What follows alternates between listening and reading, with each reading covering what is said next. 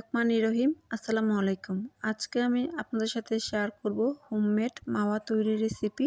মাওয়া বাজারে অনেক চড়া দামে কিনতে পাওয়া যায়, অথচ আপনারা অল্প সময়ে আর অল্প খরচে বাসায় তৈরি করে নিতে পারেন। মাওয়া বিভিন্ন ডেজার্ট, মিষ্টি, শাহী খাবারগুলোতে আমাদের প্রয়োজন হয়, আর তখনই আমরা ঝটপট খুব সহজে মাওয়া বা খোয়া তৈরি করে ফেলতে পারি। তো চলুন দেখে নেওয়া যাক কিভাবে তৈরি করতে হয়।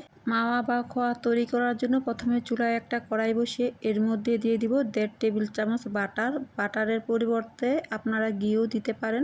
এবার বাটারটা যখন গলে যাবে তখন এর মধ্যে দিয়ে দিব 1/2 কাপ ফুল ফ্যাট লিকুইড গরুর দুধ। দুধটা দিয়ে দেওয়ার পর এবার নেড়ে চেড়ে মিশিয়ে নিব আর দুধের মধ্যে একটা বলক তুলে নিব।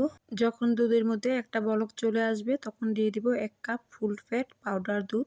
আর পাউডার দুধটা দেওয়ার আগে চুলার আঁচটা একদম লোতে রেখে এরপর পাউডার দুধটা দিয়ে খুব ভালো করে মিশিয়ে নিতে হবে, যেন দুধের মধ্যে কোনো দলা না থাকে। পাউডার দুধটা দিয়ে দেওয়ার পর চুলার আঁচটা লোতে রেখে অনবরত নেড়ে চেড়ে দুধের এই মিশ্রণটাকে ঘন করে নিতে হবে। যখন দুধের এই মিশ্রণটা ঘন হয়ে আলুয়ার মতো প্যান থেকে উঠে আসতে চাইবে তখনই বুঝতে হবে মাওয়াটা তৈরি হয়ে গিয়েছে।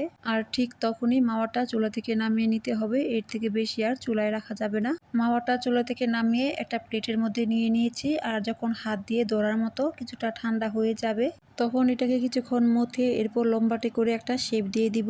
এবার এই মাওয়াটাকে আমি ডিপ ফ্রিজে রেখে দিব 1 থেকে 2 ঘন্টার মতো। ফিরে আসলাম 2 ঘন্টা পর। এবার এই মাওয়াটাকে আমি গ্রেটার দিয়ে গ্রেট করে নিব।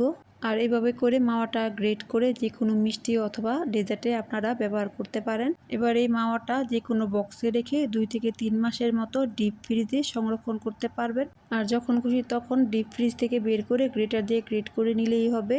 আশা করছি মাত্র 10 মিনিটে মাওয়া বা খোয়া তৈরির সহজ রেসিপিটি আপনাদের কাছে ভালো লেগেছে। ভালো লাগলে ভিডিওতে একটা লাইক করুন, ফ্রেন্ডস এবং ফ্যামিলির সাথে রেসিপিটা শেয়ার করুন।